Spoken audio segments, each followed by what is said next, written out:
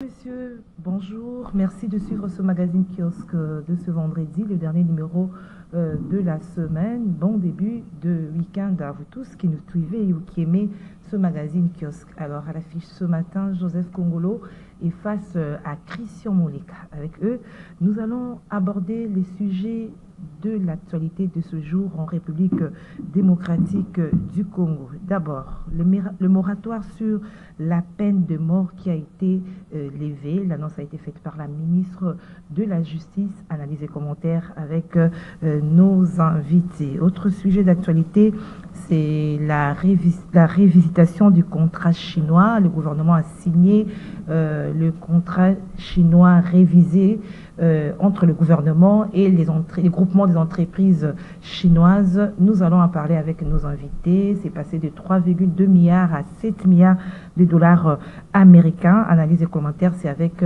nos invités. Nous parlerons également de la perquisition du siège de la Fondation Musée Laurent Désiré Kabila. Il y a également une invitation lancée à la jumelle du sénateur à vie Joseph Kabila, Jeannette Kabila, par le service de la DEMIAP. Nous allons parler avec nos invités du côté du FCC. Je suis moi-même Ferdinand Kambiri qui parle d'un acharnement. Analyse et commentaires, c'est avec nos invités. Joseph Kongolo, bonjour. Bonjour madame, bonjour à tous les téléspectateurs, les auditeurs aussi. Bonjour à Christian et bonjour à vous-même madame. Voilà, Christian Moleka, bonjour à vous. Bonjour à vous également, bonjour à M. Joseph Kongolo. Ça fait un petit temps que je n'étais pas sur votre plateau, donc voilà, je suis de retour et bonjour à tous ceux qui nous suivent de partout. Ok, je reste avec vous. Perquisition à la Fondation Musée, hier vraiment, ça fait grand bruit sur les réseaux sociaux. Aussi l'invitation lancée à Jeannette Kabila. Comment vous avez perçu cette information hier? Bon, ce que je trouvais déjà intéressant, c'est que ce n'était pas la police qui est allée, c'est les renseignements militaires. Lorsque les renseignements militaires se rendent sur un lieu, se supposait qu'il y a des liens avec les défenses sécurité. Et donc, on peut sans vouloir spéculer trop, s'imaginer qu'il y a des liens probables avec ce qui se fait récemment, à savoir l'arrestation de Papi Pungu, le ralliement d'Adan Chaloué. Et donc, depuis que l'AFC a été créé avec Corneille Nangaa, on sent une attention soutenue des renseignements militaires dans la famille politique de l'ancien sénateur. Est-ce qu'il y a un lien entre tout ce qui se passe avec l'AFC? Est-ce que c'est une démarche politique, comme le père de le dit, une transition politique? Ce sont des hypothèses sur lesquelles on ne sait pas valider parce qu'on n'a pas suffisamment d'informations. Ce que l'on peut constater, c'est que depuis la création de l'AFC et le ralliement notamment d'Adan Chaloué, il y a un regard très soutenu des renseignements dans la famille politique du président Kabila. C'est justement parce que les raisons ne sont pas encore connues, mais peut-être pour avoir plus d'informations par rapport à... Est-ce que ça laisse penser qu'il y a une forme de filet invisible qui relierait toutes ces questions-là? Ce sont les enquêtes qui vont le démontrer avec le temps. Est-ce que c'est une démarche de neutralisation politique? Ça également, comme le PPRD le décrit, on verra avec le temps si les faits vont basculer pour telle ou telle hypothèse. Alors quand je suis Ferdinand Kambiri qui parle déjà d'acharnement, qu'est-ce que vous pouvez dire par rapport à cela? Bon, en tant que politique, nous avons les éléments, je dirais, du politique. On n'a pas les éléments du sécuritaire. C'est vrai qu'il y a depuis 2021 et 2022 un clivage net politique entre le PPRD et l'Union sacrée. Mais là, nous sommes dans les questions sécuritaires. Ce clivage sécuritaire sont-ils politiques ou les clivages sécuritaires sont-ils liés à des questions de défense sécurité? Vous voyez, comment faire la passerelle entre les clivages politiques et les clivages sécuritaires? Ça dépendra des éléments en disposition. Je n'en ai pas suffisamment pour aller sur ce terrain-là, mais je constate quand même qu'il y a à la fois un regard soutenu politiquement sur le PPRD qui a refusé d'aller au scrutin et qui est resté, et un regard sécuritairement soutenu que l'on semble rapprocher sur des questions de l'AFC. Est-ce qu'il y a des passerelles politiques et sécuritaires? Ça, on ne sait pas affirmer, tant qu'on n'a pas suffisamment d'éléments. Ok, on parle même du véhicule qui a transporté le corps de Musée, qui a été perquisitionné. Alors, Joseph Kongolo, quel regard vous portez par rapport à cette information? Bon, d'abord, nous sommes en temps de guerre, ce qui fait qu'il y a une catégorie d'informations qu'il faudra vérifier à la source, n'est-ce pas? Comme Christian l'a dit tout à l'heure, nous sommes dans le domaine purement sécuritaire où nous avons très peu d'informations. Mais toutefois, quand on est en temps de guerre, madame, il n'y a pas de paria. Il n'y a pas d'homme exceptionnel. Quand il y a un soupçon, n'est-ce pas, qui pèse sur quelqu'un, quelle que soit l'autorité, quel que soit le rang social que vous avez, je crois que les services peuvent venir perquisitionner pour se rendre compte si l'information, le renseignement reçu est correct ou pas. Ce qu'il faut refuser, ce sont des abus. Quand il y a perquisition, ce sont des perquisitions qui sont, je crois, codifiées, je pense bien. Donc on ne peut pas commettre des abus non plus. Mais bon, c'est pas parce qu'on est la sœur jumelle de Kabila, s'il y a une information malencontreuse qui touche à la sécurité de l'État, je crois que c'est tout à fait normal qu'on fasse une perquisition. Donc c'est normal, mais alors il faut éviter les abus. Ça c'est la première chose. Deuxièmement, vous savez que dans l'entendement populaire, on a toujours tenté d'associer un peu le M23 à tout ce qui est lié à l'AFDEL, voyez-vous, AFDEL, RCD, CNDP, c'est comme si c'était une même chaîne, ce sont les maillons d'une même chaîne. Alors très souvent, cette tendance-là, parfois ça peut donner lieu à des fausses informations qui amènent les services de renseignement à faire des perquisitions, voyez-vous. Bon, comme on l'a dit là, est-ce qu'il y a-t-il des liens précis entre l'AFC, entre l'M23 et tous ceux qui subissent, n'est-ce pas, les perquisitions? Nous ne savons pas. Je crois que c'est après un temps, nous saurons peut-être une information précise. Mais la DEMIAP, la même chose, la DEMIAP n'est pas faite pour les non-politiques. C'est-à-dire que soyez politique ou pas, s'il y a des soupçons qui pèsent sur vous en rapport avec la sécurité de l'État, je crois qu'il n'y a pas de tabou, on vous entend. Et si vous tombez dans le filet, on vous arrête. Si vous ne tombez pas dans le filet, on vous libère. Donc je crois qu'on n'a pas vraiment de raison de grossir l'événement, n'est-ce pas? Ce serait plutôt sage d'attendre et d'observer, voir ce qui va venir après. Sinon, il n'y a rien d'acharnement contre la famille Kabila. Bon, écoutez, comme Christian l'a dit, nous sommes en politique. Vous savez que quand on est allé dégager les voix du côté de GLM, on a dit qu'il y avait acharnement. Pourtant, c'était des voies qui existaient depuis très longtemps et qui empêchaient la bonne circulation des personnes et des biens. On a parlé d'acharnement, on a parlé d'intimidation, voyez-vous. Donc ça, c'est un discours purement politicien, pour moi, c'est un discours politicien. Serait-il mieux d'observer? Jeannette est du même bord que Cambéré, donc c'est peut-être sur elle, après l'audience auprès du service de DEMIAP, on pouvait se faire une idée sur le contenu, n'est-ce pas, de l'accusation qui lui est portée. Donc je crois que c'est un peu trop tôt de parler d'acharnement. Attendons voir ce que ça va donner et peut-être on aura un peu une précision sur le contenu. Mais sur les réseaux sociaux, on s'interroge sur la réaction de Joseph Kabila. Non mais, est-ce qu'on a touché à Joseph Kabila? Est-ce qu'on a touché à Joseph Kabila? Personne s'est interrogé sur ça. Ouais. Ah donc vous l'avez dit, quand on touche à Jeannette, on touche à Kabila, c'est ça? La famille, c'est sa jumelle. Oh non, ouais. madame, écoutez, ce sont des responsables, ce sont des gens qui ont occupé des responsabilités dans ce pays. Ce sont deux personnes distinctes, n'est-ce pas? Et puis, bon, moi je ne suis pas d'accord avec ça, parce qu'on le fait pour d'autres personnes, on ne va pas y flamber sur la toile. Je crois que laissons faire les choses, et peut-être par la suite on aura un contenu un peu plus précis qui pourra faire l'objet d'un débat. Voilà, on parle sécurité, il y a le moratoire sur la peine de mort qui a été levé, il faut dire enfin. Alors, qu'est-ce que vous pensez de cette décision, Christian Monica?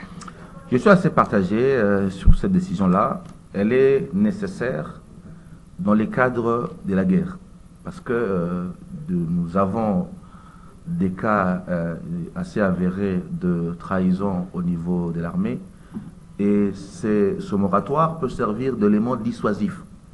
Parce que quand vous avez une sorte d'apatriotisme, d'affairisme, et peut-être de duplicité dans la question sécuritaire, la menace de la mort, qui est une menace irréversible, peut dissuader certains et peut servir de garde-fou.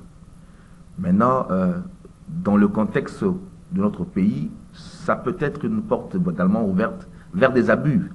Parce que quand vous voyez le moratoire, on est passé de la sécurité à la lutte contre le phénomène Koulouna et le banditisme urbain. Ça veut dire qu'on va appliquer, non pas dans un contexte uniquement de guerre, mais également dans un contexte qui est un contexte urbain, à savoir lutte contre l'insécurité, banditisme urbain. Donc, si on ne clarifie pas l'usage de ce moratoire, on peut assister demain à des abus. Rappelez-vous, il y a quelques temps, tout le monde a décrié l'opération Likofi, qui avait également avait une finalité de régler par la voie de feu le phénomène Koulouna. Le président de la République lui-même, lorsqu'il prend le pouvoir, il pense remplacer ce mode opératoire par des approches de socialisation, notamment à travers les services nationaux. Faut-il conclure que l'approche initiale de socialisation des phénomènes Koulouna a échoué? Parce que quand on commence à prendre comme solution à la problématique Koulouna le retour de la peine de mort, moi ça m'inquiète. Parce que je pense qu'on peut très facilement tomber dans les abus pour cette question-là. Il y a besoin de fermeté, il y a besoin de présence accrue de l'État, pas uniquement au niveau d'en haut, mais au niveau le plus bas, l'État par le bas. Il y a besoin d'inclusion de ces jeunes par l'emploi ou par le sport, et que la solution ultime de la peine de mort doit être la solution ultime et pas la solution a priori pour régler le phénomène Koulouna. Ça, c'est particulièrement pour les Koulouna. Mais avec le service national, vous venez de le dire, apparemment ça n'a rien changé. Le phénomène Koulouna plus encore de l'ampleur. Parce que moi, je ne suis pas partisan de cette approche d'inclusion par le service national, qui est d'ailleurs pratiquement un service paramilitaire. Mais prenez un peu dans... Moi, je suis de Kimanseka, je suis de Tchang. Si vous allez à Tchang, vous avez une jeunesse très importante qui a le potentiel pour le sport. Le potentiel pour le sport. Et quand je parle du sport, je parle du sport de combat. Moi-même, j'ai grandi dans ce sport de combat-là. Je fais le judo tout jeune, je fais le jiu, je fais le shotokan dans mon quartier. Mais il n'y a pas d'avenir dans le sport. Tous ces jeunes qui font le sport n'ont pas de déversoirs. Ils vont aller où? Ceux qui font le sport du combat. Le ministère du sport chez nous, c'est le ministère du football. Il n'y a pas de moyen de créer des modèles sociaux à partir du sport. Si vous regardez des pays que nous envions, la France par exemple, vous avez un Teddy Riner. Est-ce que vous imaginez comment un Teddy Riner de Kimbanseke peut servir de modèle pour d'autres jeunes? Un simple jeune qui fait le judo, qui est un très bon judoka, que la République a récupéré, un peu comme Nancy Tchabwa, notre modèle de karaté chez les dames, qui peut servir de modèle pour d'autres jeunes, qui peut servir d'élément d'insertion pour d'autres jeunes. Ça, il n'y a pas de solution. Nous sommes uniquement dans le répressif et dans le répressif dur. J'ai parlé plus d'une fois ici sur la petite territoriale, prenons les chefs des rues. Mais les Koulouna habitent nos rues. L'État n'est pas présent dans les rues. Est-ce qu'en mettant la peine de mort, on sait comment chez nous parfois on fait les razzias, la police descend, on ramasse tout ce qui présente un profil de l'homme réseau criminel, à savoir locks, tatouages, jeans, sales, on arrête, on amène et puis voilà. Après, il y a le tri. Après on trie, oui, mais c'est pourquoi je vous dis que pour la problématique du Koulouna notamment, moi je suis assez dubitatif sur l'option de la peine de mort pour régler le problème. Il y a des moyens plus inclusifs à utiliser et l'ultime solution peut être celui-là. Maintenant, sur les questions militaires, oui, je pense que pour les questions militaires notamment, dans un contexte de guerre, il est nécessaire d'appliquer cette peine de mort après un procès où la partie aura les moyens de défense de présenter ses moyens et puis épuiser tous les moyens de recours, de punir sévèrement pour que d'autres soient dissuadés et qu'on n'ait plus de cas de trahison au niveau de l'armée. Pour l'armée, je suis d'accord. Encore faut-il mettre des garde-fous au moyen d'un procès clair. Tout le monde parle d'une justice malade. Est-ce qu'une justice malade peut garantir un procès clair des droits de la défense et aboutir à l'application à terme de la peine de mort? Donc il y a des garde-fous à prendre, mais dans un contexte de sécuritaire, ça se peut s'expliquer. Mais lorsqu'on l'étend à d'autres sphères, moi je reste assez limitatif. Comme le Koulouna, les espions... les rebelles, ça c'est l'aspect militaire. Oui, mais parce que par exemple, on parle de ceux qui sont à l'intelligence avec l'agresseur. Quand vous dites intelligence avec l'agresseur, nous sommes dans tout et dans rien. Hein? Il suffit simplement que moi, Christian Moleka, je fasse une intervention à la télé où mes points de vue sont mal jugés, on dira il a intelligence avec l'ennemi. On ouvre une porte, une brèche difficilement gérable. Intelligence avec l'agresseur, ça peut être tout et rien à la fois. Alors là, vous évoquez la question des qualifications même. Oui, mais qualifications et quels sont les garde-fous qu'on met pour que cette mesure, qui est utile dans le contexte de la guerre, ne serve pas à construire des abus. Voilà. Joseph Congo, je vais revenir à vous. Votre réaction également par rapport à la levée de ce moratoire. Madame, il n'y a pas une seule armée au monde, ou il n'y a pas eu une forte armée au monde sans la peine de mort. Parce que l'armée a une mission spéciale, c'est celle de protéger les frontières d'un État, l'ennemi à l'intérieur et à l'extérieur. Si parmi, n'est-ce pas, les membres de l'armée, les militaires et les autres, il y a des traîtres, c'est très grave. C'est très grave. En principe, une armée naît avec la peine de mort. Donc ce moratoire qui a été mis sur l'armée, je crois que c'était aussi une erreur grave. C'était une erreur grave. Vous pouvez lever le moratoire, vous pouvez prendre un moratoire comme on l'avait fait, mais pas dans l'armée. Dans l'armée, ça doit arrêter parce que la discipline tient aussi de cette dissuasion-là. Vous ne pouvez pas. Donc aujourd'hui, on les... C'est en 2023 qu'on a placé ce moratoire. Non, c'était bien avant. C'est ouais, 2023. Non, c'est bien avant. Bien avant, ouais. Oui, longtemps d'ailleurs. Moi, je crois que c'est une très bonne chose que dans l'armée, la peine de mort reste comme dissuasive, n'est-ce pas, pour, si vous voulez bien, renfrogner la discipline de l'armée. Parce qu'il n'y a pas d'armée sans discipline. Et entre autres, la trahison, l'espionnage et tout ça, ce sont des fautes graves. Ce sont des fautes graves, au-delà même de la discipline. Voyez-vous? Donc, je pense que dans l'armée, ils ont fait une très bonne chose. Mais alors, il faudra alors préciser, je crois qu'il faut y avoir une loi qui doit mettre des limites, n'est-ce pas, dans l'application de cette loi. Je crois qu'il y a une mesure d'encadrement ou quelque chose comme ça. Et là, je suis totalement d'accord. Mais je suis en train de comprendre une chose à travers cette loi, c'est que quand vous voyez les matières sur lesquelles, n'est-ce pas, sera appliquée la peine de mort, vous comprenez que c'est une levée de moratoire juste pour la dissuasion. C'est seulement pour la dissuasion. En fait, c'est ce que je crois comprendre. Parce qu'il y a des matières, n'est-ce pas, d'autres matières sur lesquelles cette loi est appliquée. On comprend très vite que c'est pour empêcher peut-être les koulouna, de faire le koulouna, ainsi de suite et tout ça. Il y a d'autres matières, c'est nombreux là. Je crois qu'à peu près 13 ou 14 matières. Donc, je suis en train de comprendre maintenant que la portée exacte de cette levée de moratoire, c'est juste pour dissuader. Dissuader les koulouna, dissuader les éventuels traîtres, les espions, ainsi de suite. Et faire peur aussi. Faire peur aux gens, justement. Faire peur aux gens et de ne pas retomber, n'est-ce pas, dans cet art ancien qu'on a décrié. Je ne pense pas vraiment que c'est quelque chose qui sera d'application en dehors de l'armée. Ah bon? En dehors de l'armée, je ne suis pas très sûr. Pourquoi?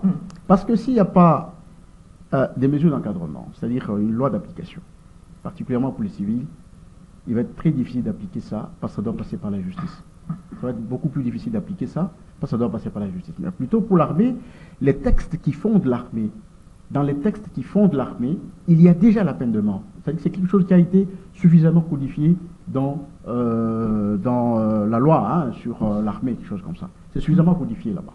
Mais par contre, ailleurs, je crains fort que les matières qui ont été citées nommément sur le communiqué, je crois que c'est beaucoup plus pour la dissuasion et ça ne sera pas appliqué. Ça va être très difficile pour être appliqué. Ou soit, on peut engager le procès et au niveau du procès, on casse juste pour dissuader les gens. Alors, est-ce que la levée de ce moratoire va aussi concerner les traîtres, les personnes qualifiées de traîtres qui sont en plein procès, notamment les Mwangachouch aussi, il faut les citer? Bon, évidemment, c'est lié à la guerre. Hein, c'est lié à la guerre, l'ennemi. Ça dépendra de la manière qu'ils vont argumenter pour nous prouver que ça les concerne ou pas. Voyez-vous? Donc, c'est quelque chose qui est lié à la guerre. Et le moratoire lui-même a été levé dans un contexte de guerre. Donc, c'est à eux de nous prouver que le cas, par exemple, Mwangachouchou concerne directement la guerre, qui peut être traité. Ça n'a pas été précisé, hein? Non, je ne pense que ça n'a pas été précisé. Mais de toute façon, il y a l'espionnage. Il y a l'espionnage. Il y a l'espionnage, il y a toutes ces matières qui ont été. Parce que lui aussi, il semble que parmi les griefs, il y avait aussi l'espionnage. Oui. Donc, c'est à eux, n'est-ce pas, de nous donner, de nous prouver que ça concerne aussi l'armée, ou c'est quelque chose qui est lié à la guerre, ou nous ne savons pas. C'est à eux de nous prouver, parce que nous ne sommes pas spécialistes. Moi, je ne suis pas personnellement spécialiste dans cette matière-là, mais au moins, ils doivent nous prouver que ces cas est concerné par la levée, n'est-ce pas, de la peine de mort. C'est à eux qu'il faut nous prouver. Mais tout à l'heure, vous parliez des koulouna. Moi, je crois que même la réinsertion sociale par le service national, je crois que ça c'est guérir les effets. On guérit les effets, ou on tente de guérir les effets, mais la cause est restée intacte. Qu'est-ce qu'on a fait en amont pour empêcher les koulouna, les jeunes, de faire ce qu'ils sont en train de faire, le banditisme urbain? Qu'est-ce qu'on a fait en amont? Il n'y a rien. Il n'y a rien non plus. Et pourtant, nous avons un ministère chargé de la citoyenneté, de la nouvelle citoyenneté. Qu'est-ce que cette citoyenneté? Qu'est-ce que c'est ce ministère lié encore à la jeunesse? Donc, en amont, il n'y a rien pour empêcher que les jeunes se dévergondent ou encore qu'ils s'en prennent contre la société. Voyez-vous? Je crois qu'en amont, il faut quelque chose, comme il a dit, il faut reclasser par le sport ou je ne sais pas. Mais encore, il faudra créer de l'emploi. Vous avez l'assainissement de la ville, par exemple. L'assainissement de la ville, c'est seulement sur les grandes artères. Or, si on doit faire un service, moi j'ai toujours plaidé pour la création d'une entreprise d'assainissement, un établissement public plutôt que lié au gouvernorat, je crois que ça n'a jamais réussi. Alors si on fait ça, je crois qu'on va résorber beaucoup les jeunes. On va résorber beaucoup les jeunes, on va les responsabiliser. Au-delà de l'assainissement, on peut aussi leur parler de la protection des biens, la protection des biens publics. Alors, dans la protection des biens publics, c'est déjà le contrôle, n'est-ce pas, des biens publics, et en ce moment-là, vous pouvez reclasser les gens. Donc, il faut créer de l'emploi. Il faut créer de l'emploi, effectivement. Malheureusement, ce n'est pas ce qui est fait en amont. Donc, le Koulouna, tant qu'on guérit les effets, qu'on ne fait rien pour arrêter, pour combattre la cause, eh ben, écoutez, on en aura, on va enregistrer les Koulouna chaque jour. Surtout que la vie devient de plus en plus chère. Le social aussi, il n'y a pas de travail, oui. Le social devient de plus en plus difficile. Donc, avec ça, on ne peut pas arrêter l'hémorragie au niveau des Koulouna. Je crois qu'il faut des mesures en amont pour pouvoir reclasser ces gens socialement par l'emploi. L'assainissement de la ville, c'est déjà un grand établissement qui peut résorber pratiquement pas moins de 5, 7, 10 000 jeunes. Voyez-vous? Qu'on peut soumettre à la formation, comme on l'a fait avec les gens au service national, on les forme et puis on les lance sur le terrain et on leur donne de temps en temps certaines responsabilités au niveau du quartier, de la cité, ainsi de suite, petit à petit.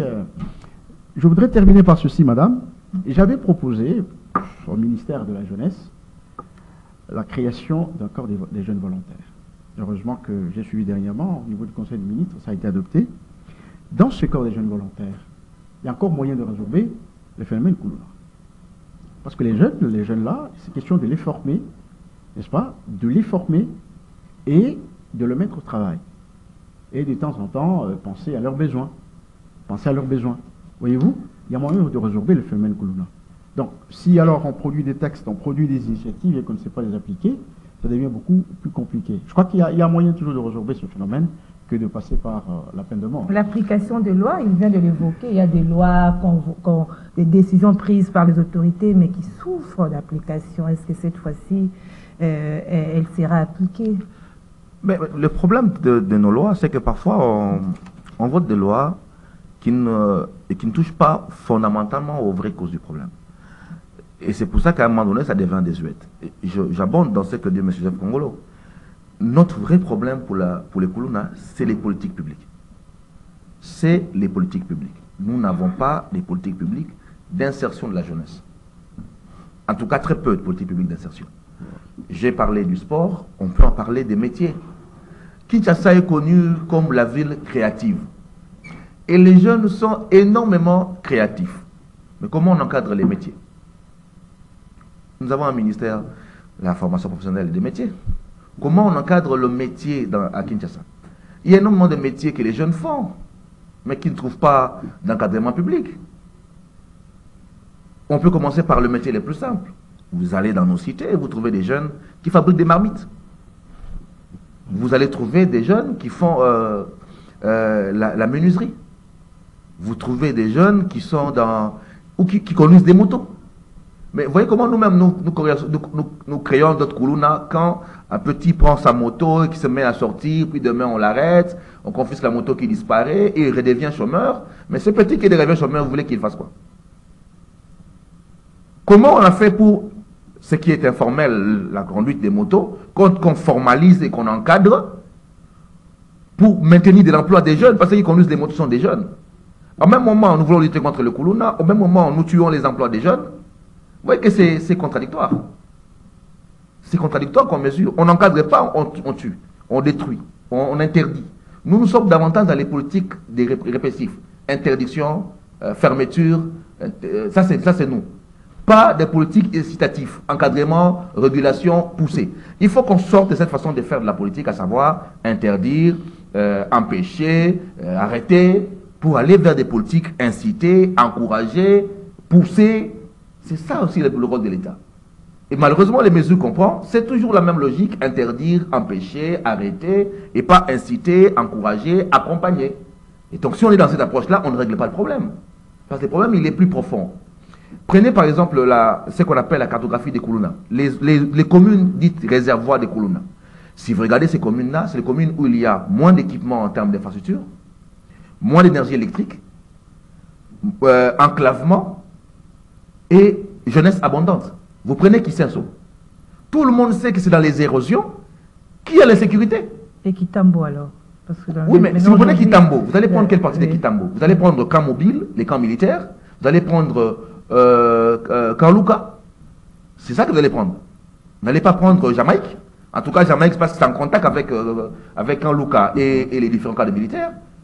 Vous n'allez pas prendre la partie, vous prenez le terrain, Vélodrome, tous les quartiers là-bas, Loadi et tout le reste. Vous verrez, ce sont des jeunes qui viennent de loin, qui viennent de Makelele et qui montent. Mais c'est connu, non? Si vous n'équipez pas ces communes-là en électricité, parce que l'électricité crée de l'emploi, parce qu'il y a du courant, on peut mettre son petit jeu vidéo, on peut charger le téléphone, on peut mettre un petit moulin, ça ne crée pas l'emploi. Kimbanse qu'il n'a pas de courant. En tout cas, à part ceux qui sont dans les boulevards, quand vous entrez en profondeur, vous avez des quartiers énormes où il n'y a pas de courant. Moi, je suis allé récemment, j'ai fait une vidéo où j'ai décrié l'insécurité dans les quartiers Maïngele. Mais parmi les demandes des gens de Maïngele, c'est une cabine électrique, le courant. Parce que l'obscurité favorise également l'insécurité. Mais regardez quand nous construisons nos routes. Nous construisons les routes où? Nous faisons les routes à Gombe. Quand on doit faire les routes, on fait les routes à Gombe. Le gouverneur Jean-Tini Bobila fait des routes, il centralise à Funa parce qu'il est candidat à Funa. Il ne priorise même pas si ces routes-là servent également à désenclaver, à créer des routes parallèles, à régler l'équilibre entre les zones moins équipées et les zones plus équipées. On continue à construire là où c'est plus équipé. Les communes les moins équipées, Kisenso, Kimbatseke, Massina, Ngaba, Makala, Selembao, Bumbu, on en fait moins. Les communes les plus équipées, Gombe, Limete, Ngaliema, c'est là où on fait toujours les travaux.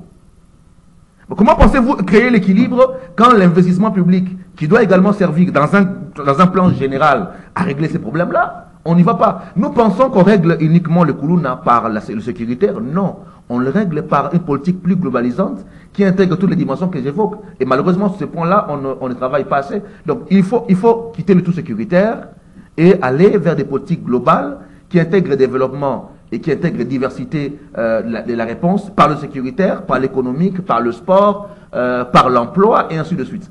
Si on ne va pas dans cette dynamique-là transversale, on ne réglera pas le problème, on va tuer autant de jeunes qu'on voudra, on ne réglera pas les problèmes. Je rappelle que dans ces pays, à l'époque de Maréchal Mobutu, à un moment donné, on a tiré sur les Django et tout le reste.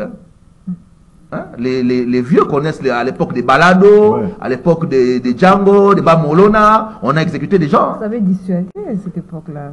C'était une logique répressive, mais qui ne règle pas les problèmes de fond. Okay. Ça ne règle pas les problèmes de fond, les problèmes vont demeurer. Et puis peut-être finir sur la question de la peine de mort. Nous avons commencé par un premier sujet, à savoir le PPRD qui se plaint de l'acharnement sur sa famille politique. Mais aujourd'hui, il y a plus d'intrications, de collisions entre le politique et le sécuritaire. Si vous regardez comment nous sommes en train d'évoluer, il y a beaucoup plus d'intrications entre le champ du politique et du sécuritaire, alors que le champ du politique est censé être en dehors du champ sécuritaire. Cette intrication-là, c'est ça là où il y a également des risques que cette application des peines de mort change de champ et qu'il ne se limite pas au champ sécuritaire et qu'il s'ouvre dans les champs politiques, parce que quand vous regardez les dernières arrestations des politiques, c'est lié au sécuritaire. Donc si on ne met pas des garde-fous, cette volonté de faire peur ne va pas se limiter au champ sécuritaire, ça peut s'étendre également au champ du politique. Voilà, c'est ça qui justifie même la réaction d'Hervé Diaké, c'est l'ensemble que j'ai suivi ce matin. Ça fait peur à l'opposition, à cette peine. Hervé Diaké parle d'une justice impartiale, il évoque des erreurs judiciaires, il dit que le fait de s'opposer au régime risquerait de pousser à les traiter des traîtres, hein, si je peux dire ça. Non, madame, je crois que c'est une déclaration purement politicienne. Vous savez que dans l'entendant populaire, on a associé Moïse Katumbi au M23. C'est pas moi qui le dis. N'est-ce pas? Entendement populaire. Oui, justement, dans la rue, c'est ça. Donc, je crois qu'il n'y a pas de raison de s'inquiéter quand on ne se reproche de rien. Pourquoi moi je ne m'inquiète pas? Non, mais ce qu'il dit, c'est aussi fondé. Quand on parle d'une justice malade, Non, avec mais les madame, élections, on la parle des justice, elle erreurs, est malade. des Non, erreurs non, madame, matérielles et il y a judiciaires. ceci, Oui. il y a ceci. La justice est malade. C'est le sommet qui l'a dit. Lui qui a plus d'informations que nous. Nous le constatons, nous le vivons chaque jour. Ça, nous le savons. Et puis la maladie, ce n'est pas une maladie d'aujourd'hui. D'accord? C'est une maladie qui a duré, qui a duré longtemps, qui s'est enquistée aujourd'hui. Il faut une dose très forte pour pouvoir arrêter cette hémorragie. Ça, je le sais. Ça, je le sais. Mais le problème qu'il y a, c'est que pourquoi ils doivent avoir, parce qu'il y a l'opposition, ils doivent avoir plus peur d'être associés à l'ennemi. Pourquoi? Ceux qui s'opposent au régime. Ah non, madame. Ils ont peur parce que si vous vous opposez, madame, s'il vous plaît. on vous traite S'il vous plaît, s'il vous plaît. des S'opposer au traîtres, régime ne veut pas dire qu'on est devenu ennemi. Nous sommes dans un régime démocratique, ça veut dire on fait son opposition républicaine. Si on ne veut pas, on fait comment on a dit il y a un terme là, Fayou à un certain moment. La résistance. Ah, la résistance. Mais c'est une résistance pacifique. C'est tout à fait normal. C'est la cuisine interne, c'est pas normal. On ne peut pas avoir peur d'être associé à l'ennemi car on n'a pas de lien avec l'ennemi. Non. Les erreurs juridiques, nous les vivons chaque jour. La maladie, elle est certaine. Effectivement, la justice est malade. Mais nous avons vécu avec cette maladie depuis très longtemps. Pourquoi on n'a pas eu peur d'être associé à l'ennemi? Non, je crois que même le régime en place ne peut pas commettre cette erreur d'associer une opposition à l'ennemi. On ne peut pas associer l'opposition à l'ennemi. C'est une faute grave. Et là, on tue la démocratie. Ça ne peut pas se faire. C'est comme si, en faisant cette déclaration, c'est comme s'ils donnent de la matière au pouvoir. Non, mais ils savent comment ça se passe. Hein. Non, madame, il n'y a pas de raison. Je crois que ça. Justice, non. Innocents, attention, là encore, c'est tuer cette démocratie naissante, qui balbutie encore, qui cherche une identité. On ne peut pas associer l'opposition à l'ennemi. C'est une erreur très grave. Ça veut dire qu'on a sapé les bases d'une démocratie. Et on fait une marche en arrière. On ne peut pas faire ça. Il ne faut pas faire cet amalgame. Et ça ne peut pas se faire. Nous allons dénoncer jusqu'en dernière année. Moi, ce qui m'inquiète, par contre, ce qui m'inquiète, c'est que, puisque M. Joseph parle d'entendement et d'opinion, moi, j'entends de plus en plus de gens dire qu'il nous faut une dictature. Voilà. J'entends des gens dans la rue commencer à dire il nous faut une dictature. Et ça, c'est une menace réelle. Oui. C'est une perception réelle. Il ne faut pas que nous créions des conditions nous-mêmes pour recréer une dictature par la fermeture d'espace d'expression, par une menace pesante comme une épée de Damoclès sur toutes les formes de contestation, parce que nous amenons un cadre juridique qui va dissuader certains à s'exprimer de peur que, dans leur expression, ils soient mis en collision avec l'ennemi. Je crois qu'il faut prendre en considération cette inquiétude qui est légitime, dans un contexte où personne ne croit à la justesse de la justice, que ces inquiétudes servent, que cela ne participe à réduire la place de l'opposition, de la critique dans un système politique qui se veut ouvert. Je crois qu'il faut le prendre au sérieux, ce que dit par exemple Hervé Lekesse, parce que on connaît le zèle dans notre pays. On peut supposer la bonne foi du président, mais on connaît le zèle de ceux qui sont censés appliquer la loi chez nous. On connaît le zèle, nous sommes tous Congolais. Et donc, il faut mettre des garde-fous. Moi, je le dis que le champ du politique, ce n'est pas le champ du sécuritaire, et qu'il faut éviter cette collision qui grandit de plus en plus entre champ politique et champ sécuritaire, qui va participer à réduire l'espace politique et l'espace démocratique. Merci, Christian Moleka. C'est souvent, une minute, ce que vous dites là, donc le champ politique, souvent en temps de guerre, n'est-ce pas? En temps de guerre, généralement, ça se confond. Il y a ce risque-là.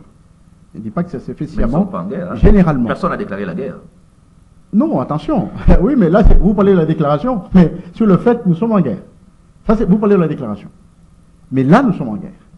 Alors, très souvent, pendant la guerre, très souvent, c'est comme cette situation de cas d'état de siège. Généralement, le politique et le sécuritaire tendent à s'unifier. Tendent. Pas officiellement, mais généralement dans les actes et tout ça, dans les faits, très souvent, le politique est toujours à s'unifier. Effectivement, mais le problème, c'est que nous avons une société civile, nous avons l'opposition, les médias sont là, nous devons tirer la sonnette d'alarme de temps en temps pour qu'on ne puisse pas déroger, n'est-ce pas, la règle. Ça, c'est vrai. Mais les médias, après, il y aura un avertissement et une mise en garde du procureur. Non, ce que nous faisons ici, c'est ça le travail que nous sommes en train de faire. Je dis par rapport à ce qui s'est passé avec la décision de l'affaire Chérubin. Après, il y a une mise en garde, ceux qui commentent. Nous avons dénoncé ça. Ouais, Les médias ont après. dénoncé ça, partout on l'a dénoncé, Et c'est pas après. que- il n'y a pas eu de réaction. Non, il n'y a pas eu de réaction. Généralement, pendant la guerre, le sécuritaire et le politique tendent à s'unifier. Voyez-vous, tendent à s'unifier. Maintenant, notre rôle, parce que nous ne sommes plus dans les temps anciens, notre rôle, c'est de sonner l'alerte pour qu'il n'y ait pas débordement. Et ça, c'est vrai, pour qu'il n'y ait pas débordement. Parce qu'aujourd'hui, qui décide de la guerre, ce sont les politiques. Voyez-vous, c'est eux Madame les Gisèle, politiques. cette question que M. Joseph évoque est très, très, très importante, il faut qu'on le tienne. C'est Donc- justement pour ça que la Constitution a posé énormément de restrictions sur la déclaration de la guerre, qui suit un processus énorme, congrès, consultation, sur les mesures d'exception qui sont l'état de siège, qui doivent être contrôlées, validées dans un délai de temporalité très limité et qui se fait dans des conditions très limitées. Ouais. Et donc, généraliser cette limitation et cette exception au contexte du moment, c'est très dangereux. Le pays n'est pas encore en guerre parce que le commandant suprême n'a jamais déclaré l'état de guerre, n'a jamais mis le pays en guerre. Nous sommes agressés, c'est le mot que le président utilise. Il ne dit jamais que nous sommes en guerre. Il n'y a pas une mobilisation générale en termes de guerre. Donc il ne faudrait pas qu'on commence déjà petit à petit à nous mettre dans un contexte psychologique qui ne correspond pas à ce que nous sommes aujourd'hui. Le pays est agressé, c'est le mot du président. Le pays est agressé. Nous répondons à une agression. Nous ne sommes pas en guerre. Nous sommes en guerre contre qui? Merci. Ouais, mais Alors, on attention, parle madame, de juste une minute. renégociation du contrat Je chinois. veux bien. Je Oui. crois que Christian est un politique qui n'est pas juriste. Et c'est les juristes, très souvent, c'est ça leur maladie, hein, c'est dû à la formation. Ils aiment toujours s'attacher derrière la loi, alors que les faits précèdent la loi, généralement. Donc, sur le plan de fait, nous sommes en guerre. Qui n'est pas Sur le plan de déclaré, fait. oui. J'ai dit bien sur le Sur plan les de plans de fait. fait, oui. Christian attend, n'est-ce pas, que le président suive le processus, n'est-ce pas, de déclaration de guerre. Alors que nous sommes déjà en guerre, nous perdons des hommes, des militaires, nous perdons les civils. Tout ça, c'est ça la guerre. Non, En non, réalité. non, non, non, Mais En tout sur cas, le plan de vous droit, aurez la pas- sémantique- vous aurez non, pas non, le même point la de vue. sémantique- sémantique, plaît. non, non, Vous la aurez sémantique pas est le même importante. point de Madame, vue. sur le plan de Sémantique n'est droit, pas guerre. on attend. La sémantique est importante. Nous sommes Attention. en conflit armé. Toute conflictualité n'est pas guerre. Sinon, vous allez nous dire que pour Bateau de Batéké, c'est une guerre. Non, nous sommes en conflit armé. Il y a des conflits armés au Alors, Maïndombe, vous avez il y a changé des de conflits concept. Vous armés avez changé à de concept. Bounia, Vous il y a aurez des jamais conflits le armés même et point c'est pas de la vue. guerre. Alors, la renégociation du contrat chinois. Le chef d'État signé hier a présidé la cérémonie. Qu'est-ce que vous pensez de cela? C'était qui devrait avoir la parole? C'est une très bonne chose. Christian C'est une très Moleka, bonne oui. chose que, après le travail de l'IGF, il faut rappeler que c'est l'IGF qui a fait un travail en amont d'évaluation du contrat. Et c'est ce travail de l'IGF qui a ramené tout le débat et la nécessité de revoir le contrat. Les clauses, c'est une très bonne chose. J'ai suivi personnellement, c'est en ligne la signature hier. J'apprécie notamment le fait que 7 milliards soient mis sur des projets routiers. On parle de 600 km lents, de connecter tout le pays, mais également une révision de la répartition des fonctions au fond des 6 communes, et également les parts de l'État et des 6 communes, mais également les nombres d'années qui ont été revus. C'est une très bonne chose parce que ça permet à la République de regagner en termes d'intérêt dans les négociations. Et je crois que le pays, il faut saluer cet effort-là. Et peut-être si on doit se questionner, ce ne sera pas sur le contrat qui, de mon point de vue, c'est une bonne chose, c'est sur le volet infrastructure. C'est la partie qui m'intéresse, moi, personnellement. On a eu beaucoup de projets routiers depuis le début du mandat du président. On peut commencer par le projet 100 jours qui avait un volet routier, le Tilé-Gelou qui avait un projet routier, le 145 territoires qui a un projet routier. Est-ce que tous ces projets vont se lier avec le prochain financement de 7,5 milliards? S'ils ne vont pas se lier, comment ce nouveau financement participe-t-il à intégrer un développement homogène? Parce que ces projets doivent en principe se construire de manière assez harmonieuse pour que le projet de développement rural que porte 145 territoires et de l'économie rurale, qui se construit sur les routes, soit conforté par ce que fera le projet de ces communes, ou comment, par exemple, la connectivité des grandes villes participe à diversifier l'économie, qui est un pôle important du PNSD que le président a inauguré en début de mandat. Mon problème, c'est à ce niveau-là. Ça veut dire, nous avons des très bonnes intentions, mais en termes de planification, de connexion et de suivi mise en œuvre, nous avons de sérieux problèmes. Si vous avez suivi la partie chinoise, lorsqu'ils ont commencé à défendre le contrat chinois, la problématique qui a été posée est celle des études de faisabilité. Le Congo est très faible en termes d'études de faisabilité. Donc on peut avoir le cash flow de 7 milliards. S'il n'y a pas des études, eh bien on ne finance pas. Donc si nous ne réglons pas de notre côté la problématique des études de faisabilité, la mise en œuvre des projets, la clarification de l'allocation de dépenses pour qu'on n'aille pas, comme dans tous les projets antérieurs, des histoires et des détournements, eh bien ces 7 milliards ne serviront à rien à la fin, parce que nous avons des défis énormes en termes d'études de faisabilité, et ça c'est vraiment le défi que de mon point de vue le gouvernement doit prendre au sérieux, parce que le 600 km de route c'est bon. S'il n'y a pas des études de faisabilité pour ces projets de route, ces 600 km de route vont rester dans les tiroirs. Joseph Kongolo, Oui. Renégociation du contrat chinois, au sens que cette fois-ci il y aura équilibre, hein, parce que par rapport aux erreurs de 2018 sous Kabila lors de cette signature de ce contrat. Non, d'abord, il faut déplorer que ce projet est vieux depuis 2008. Ce projet a été signé, cet accord a été signé. Très malheureusement, il n'a pas produit des effets escomptés. Donc, sur les 3,2 milliards, on n'a eu que 822 millions de dollars dépensés dans les infrastructures. Voyez-vous, si vous prenez par exemple la route qui va du pompage jusqu'à Lupin, la route que le président a inaugurée légèrement avant les élections, Hein, oui. c'est une route qui était prévue en 2008.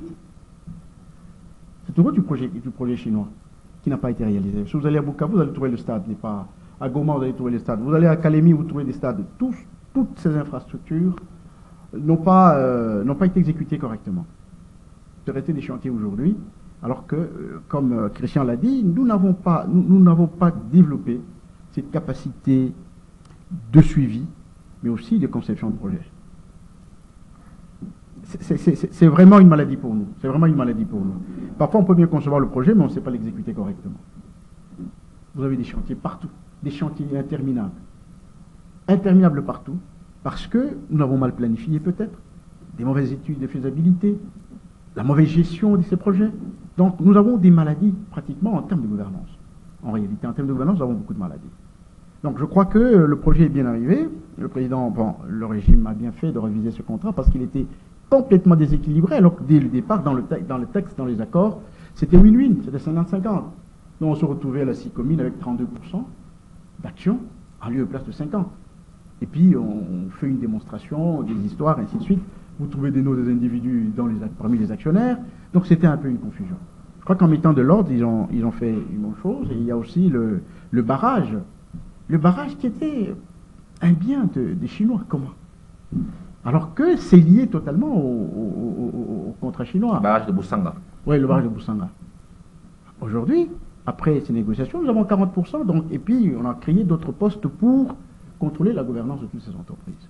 Je crois qu'on a bien fait, sur papier, bien sûr. Ce que nous attendons, c'est le résultat. C'est le résultat. Est-ce qu'ils vont faire correctement leur travail? Est-ce que la RDC va se retrouver dans le barrage et dans CICOMINE? Est-ce que tout cet argent qu'on a mobilisé pour les infrastructures, bon, c'est vrai que c'est un projet de 5 ans, hein, c'est un projet de 5 ans, et nous avons 325 millions de dollars l'an, excepté cette année, on aura 650, je crois, 650 cette année, et puis, bon, nous espérons bien qu'à la fin, ou chemin faisant, il faudra aussi que vous, la presse, vous puissiez nous donner des éléments d'appréciation, comme ça nous savons juger, voir si ce qui a été signé a été suivi ou pas. Ce qui est vrai, c'est que, bon, nous avons été contents de ce qui a été fait. Maintenant, il faudra réviser encore d'autres contrats. Il n'y a pas que ce contrat-là, il y a le contrat de l'entreprise d'exploitation de diamants en Mbuji-Mayi, qui a été signé aussi presque dans les mêmes conditions. Aujourd'hui, on a bousculé tout simplement, c'est-à-dire que le courant, ils ont créé aussi un barrage. Mais ce barrage devait donner du courant à la ville, ça n'avait jamais été fait. Voyez-vous? Donc aujourd'hui, je vois quand même quelque chose qui a changé parce qu'on est en train de fournir la ville de Mbuji-Mayi en courant. Je crois qu'il y a aussi l'hôpital du cinquantenaire qui bénéficie aussi d'un statut, d'un accord très compliqué. Très compliqué. Nous ne savons pas. Bon, en principe, il faut revisiter. Pas revoir, il faut d'abord revisiter. Parce que c'est un contrat très particulier. On ne sait pas exactement à qui appartient cet hôpital aujourd'hui. renégocier. Bon, d'abord revisiter et puis, s'il y a des choses qui ne marchent pas, il faut... Dans ce contrat qu'on a critiqué, qui a fait objet des enquêtes, il y a des détournements. Est-ce que cette fois-ci, on a mis de garde-fous face à tous ces détournements? Bon, j'espère que la justice fera son travail. C'est vraiment un travail de la justice. En amont, hein? Et en aval, c'est ça, pas en amont. Oui, mais le problème, c'est que, vous savez, notre vrai problème, c'est chaque pouvoir qui vient amène des contrats. On peut beau parler du contrat chinois du régime précédent. Demain, peut-être qu'on parlera du contrat avec les Turcs. Après-demain, on parlera d'autres choses. Chaque régime amène des contrats. Derrière les contrats, il y a des pas des portes. Et derrière les pas des portes, il y a des rétrocommissions. Et malheureusement, nous avons développé une culture où les acteurs politiques cherchent des intérêts personnels dans les positionnements des questions publiques. Et ça, il faut fondamentalement le régler. Si on ne le règle pas, ben, demain, on aura peut-être dans les contrats turcs ou dans d'autres contrats de telles histoires qui vont revenir. On parlera toujours de renégocier, ce qui n'est pas non plus crédible pour un pays, parce que quand on signe un accord, on signe pour le faire appliquer. Et en termes d'image pour le pays, ce n'est pas non plus une très bonne image d'un État qui signe et qui renégocie, alors que les personnes qui ont signé engagent la République avec le statut. Donc c'est également l'image du pays qu'il faudra voir. Après, la justice doit faire son travail, d'aller jusqu'au bout. Moi, je pense qu'il faut également jeter un œil important sur la CGT, qui est une partie très importante dans ce volet financier. Il faut jeter un œil important sur le FONER, qui est un œil très important dans ces dispositifs d'infrastructure. Si on ne travaille pas là-bas à mettre un leadership et un management qui accompagne les actions, eh bien, on n'aura pas le résultat qu'il faut. Ok. Je suivais un commentaire, quelqu'un qui a dit qu'il faut que les malversations financières, les détourneurs, il fallait qu'ils soient aussi dans la liste des gens qui sont exposés à la peine de mort. Là, en tout cas, on aura un sérieux problème parce qu'il y aura beaucoup de morts. Il faut franchement, alors, qu'est-ce qui est fini? Merci. Oui, madame. Merci, Joseph Kongolo. Malheureusement, il n'y a plus de temps. D'accord, c'est bon. Merci, Christian Bouleka. C'est moi qui vous remercie. Merci, Héritier Tubilando, Moro Njambe, Bruno Nzinga, Alain Kabongo. Merci au coach Doudou Montiri. Merci à vous, fidèles téléspectateurs, auditeurs du magazine Kiosque. Bon début de week-end. Je vous retrouve lundi avec le même plaisir. Au revoir.